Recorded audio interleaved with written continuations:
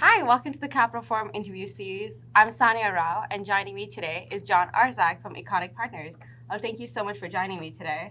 Thank you for having me. Well, I have to start with a question of the new government, given where we are today. So I'd love to hear your thoughts and what you've seen in terms of continued enforcement, similarities, differences as well. Look, my view is the Trump administration is going to, in large part, enforce the antitrust laws in a very similar way to the Biden administration. That the Trump administration, if you look at who they've appointed in Andrew Ferguson and Gail Slater, and the fact that they want to keep the 2023 guidelines in place, is that we're going to have vigorous enforcement with regard to horizontal transactions. We're going to have vigorous enforcement in the technology space and media space and other areas of policy interest to President Trump. I think there are going to be some areas where the enforcement levels may be different. And the Biden administration investigated a number of different, what I'd call exotic theories of harm. And I would expect, given the commentary from Andrew Ferguson and Gail Slater so far, in particular Andrew Ferguson, that they're going to seek to close investigations where the likelihood that there's a solid theory of harm is low, and so they're going to try to move the process along faster in those cases. So there will be some differences, but and they've already stated that they're planning to engage in divestiture discussions, which while the Biden administration engaged in those, they didn't want to do it in a formal, open way, and now that process will be more transparent. Does that surprise you or in any capacity? I think to some degree it's surprising because most people, not necessarily to me, I think the Trump 1 administration was pretty vigorous in how they enforce antitrust laws. I think there are a number of people who believe because we had a, quote, Republican, that meant that there would be less enforcement. But again, the Trump administration, the best indication of what Trump 2 will look like is in some sense what Trump 1 looked like. And antitrust enforcement was quite vigorous during the first Trump administration. Absolutely.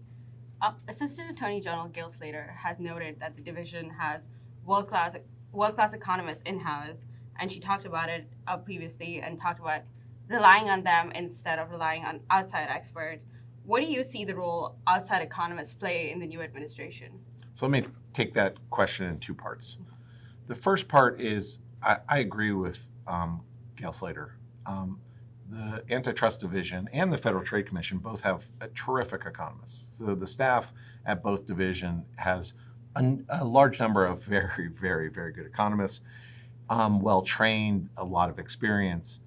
And so the idea of using in-house economists more as experts in cases has some logical appeal to it. I think there's going to be some challenge. Some of these cases have become so big. The amount of data that is involved in some of these cases is now so large. And the reality is the staffs at the Federal Trade Commission and the Department of Justice are somewhat limited. And so that capacity constraint will have to be relieved in some way.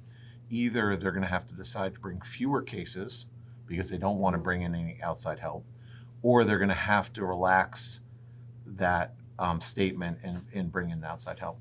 But I expect to see more cases where the Department of Justice puts forward an internal expert when they challenge a merger, and that will be good for those individuals' careers. And to the extent that I'm the expert for the merging parties, I look forward to seeing them on those matters. Absolutely. While we're talking about the commission, President Trump recently fired the two sitting Democrats, Commissioner Bedoya and Slaughter. How do you see the current state of the commission impacting its ability to carry forward existing litigation and investigations? So look, I'm not a lawyer, so I'll defer to whether it was legal or not to others. In terms of their ability to implement, the commission at various points in time have had 3 commissioners and have implemented antitrust policy and enforcement and allowed deals to go forward that were pro-competitive. With 3 commissioners, they can do that. So I don't think a fundamental change. As a practitioner, when we have commissioner meetings, it makes our lives now a little bit easier because we have to meet with only 3 instead of 5. So that makes the day a little shorter and the process a little simpler. But I think in the end, it doesn't have any fundamental change in FTC policy.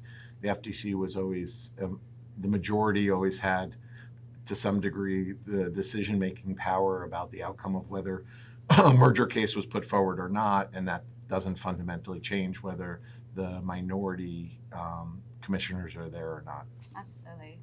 I was recently covering the Kroger-Albertsons trial in Portland, and I got to learn a lot about the trial processes. And as you know, the agency won that case. They won Tapestry Capri. How big of a role do you think economists ultimately play in these cases that are brought to trial? So, since I'm an economist, I have an imperialistic view of economics, and that I obviously believe economists play a very important role in these cases. So I think it's worthwhile taking each case separately, because they are somewhat different cases. That you have Tapestry Capri, and even if we brought Mattress Firm, Yep.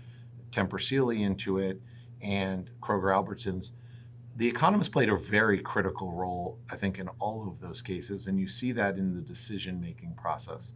In like the Tapestry Capri merger, Lauren Smith's testimony and his analysis is pervasive throughout the judge's decision. He's cited hundreds of times. I don't know the precise number, but it's a very large number of times in terms of his analysis, as is the party's economist, Dr. Fiona Scott Morton.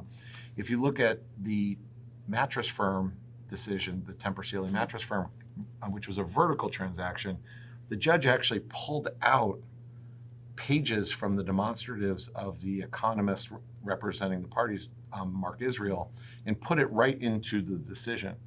And the judge explained the vertical economic theories in extremely clear terms, fully understood the economics of the industry, the economics of the merger analysis, and presented it in the decision to justify the decision to allow that deal to go forward. So if you look at these deals, economists play very important roles.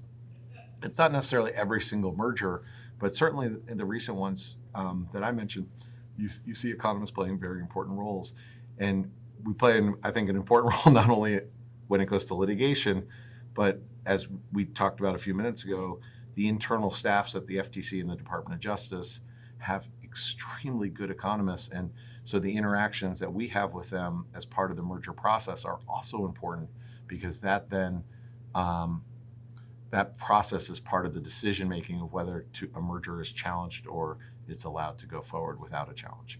And so at each step of the way, I believe economics is playing a fundamentally critical role in the antitrust process. Absolutely. I'm curious to hear more about your process, though, given that economists have to explain the theory to generalist judges. What's your thought process into presenting analysis, and do you base it on is it on the basis of the judge, on the case? Like, what's your general process there? It's both. I mean, I think first you have to start with the fundamental economics. It doesn't matter who you're explaining it to. You have to analyze correctly the industry that is part of the merger, and how the merger fits into that overall industry, and the efficiencies that result from the merger, the potential adverse competitive effects. And so fundamentally, start with the economic analysis. And then the question is, once you've gotten the economic analysis right, then the question is, what's the best way to present it?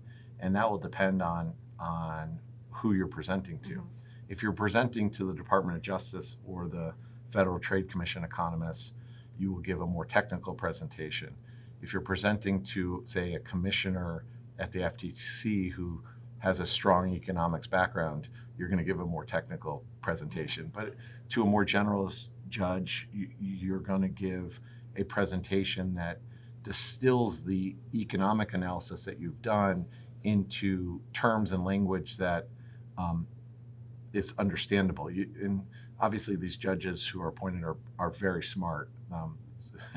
They're a judge for a reason. Absolutely. And so they understand far more than I think sometimes some lawyers and others give them credit for.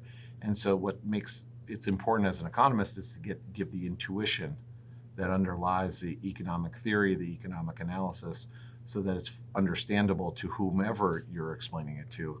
And that's the role of the expert to do so.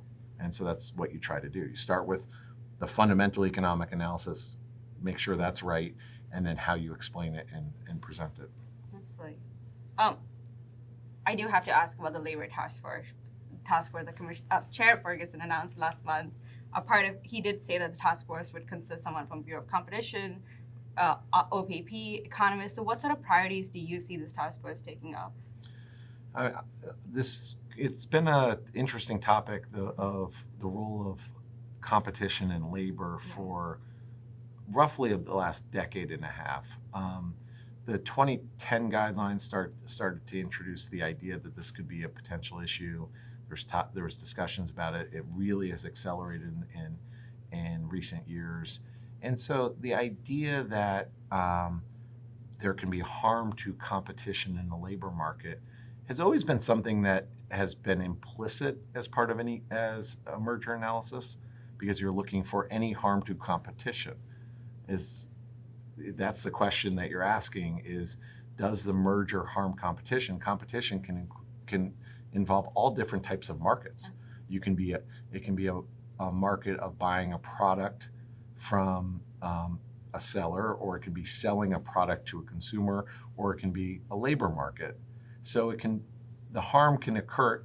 We've always implicitly known that. The 1992 guidelines, it didn't exclude that as a possibility. And so the 2023 guidelines added that as an explicit possibility.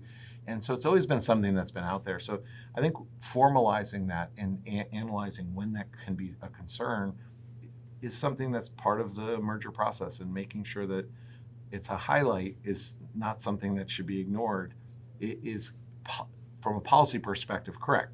Now, do I think substantively there's a lot of mergers where this may actually play a role?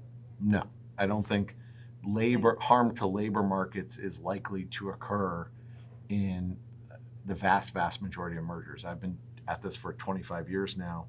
I've seen hundreds of mergers, advised on hundreds of mergers, and I can't think of a single one where there's been any support that there would be a harm to the labor market as a result of the merger. You're sort of really talking about a tail event here that where that could occur. So is it possible as a matter of theory? Yes. Empirically, I'm not sure this is a likely outcome in terms of where there could be harm to competition. Yeah, thank you. I do want to end with this question, which is my favorite question. In your opinion, what are emerging areas in antitrust economics that are not being explored, should be explored, we should be paying attention to? Well, look, the role of innovation in our economy and the role of how competition affects innovation has always been a challenging topic for antitrust economists. We know that competition affects innovation, but the problem in some senses, you see innovation in both competitive markets and then also in markets that are not necessarily competitive. Many years ago, there was an economist, Joseph Schumpeter, who wrote about this, that a monopolist, actually somebody who has a very strong market position, because they're the entity that can gain the benefits from their innovation, may actually have more incentives to innovate and invest than, say, in a competitive market where if the product's created, the benefits will be more widely dispersed. And so understanding more of the economics of innovation and the role of antitrust is an area that we have to do better at. And then also the role of efficiencies. It always frustrates me as somebody who does this a lot that efficiencies are often given short shrift. It's like an afterthought in the merger process. And some of those efficiencies are actually endemic to the merger. They're fundamental, especially if you take a vertical merger. The incentives often change such that there is a direct incentive for the merging parties to lower price. And we spend very little time actually talking about that. And in part because of the way the guidelines are set up and the way the merger process is set up. And so the amount of research on efficiencies is not as significant. I mean, to sort of broaden the efficiencies point, we spend all this time debating these 1% of mergers where there's a potential effect. We don't spend a lot of time analyzing the 99% of mergers that are pro-competitive and benefit the economy because they better allocate resources. They put the assets of one firm in a better hands, into another firm's hands that can better utilize that asset. that create benefits for consumers and into the economy. We don't analyze that. So a lot of this topic and a lot of all of this talk about, quote, merger under enforcement is because we have this debate about such a small number of mergers that are right on that borderline of whether they're good or bad. And that allows some of this kind of overall gestalt, you could say, or overall sort of environment that people think, oh, mergers are bad. Well, we're talking about such a small share. But if we actually talked about the 99% of mergers that actually are beneficial to consumers and analyze that and show that mergers usually produce a more efficient outcome in the market, that really would change, I think, some of the debate about what kind of merger policy we should have. And so I think if I think about the economic research areas, I think more on innovation, more on efficiencies, more generally about the benefits of mergers. And then obviously there's always more we can understand looking back at past experience and retrospectives. How can we better understand what we did in the past? And did we make a mistake? We should own it. If there was merger under enforcement, we allowed a merger to go through that had harmful effects. We should analyze it, understand and improve it. If we block the merger, where there's then a loss of a benefit, we should understand that too. So I'm a big believer that we should do more merger retrospectives. I think the Federal Trade Commission and the Department of Justice should be involved in that process. And I think that would be good for the economy and good for merger enforcement. Absolutely. Well, thank you so much for joining us today. This was extremely helpful. Well, thank you for having me. Thank you.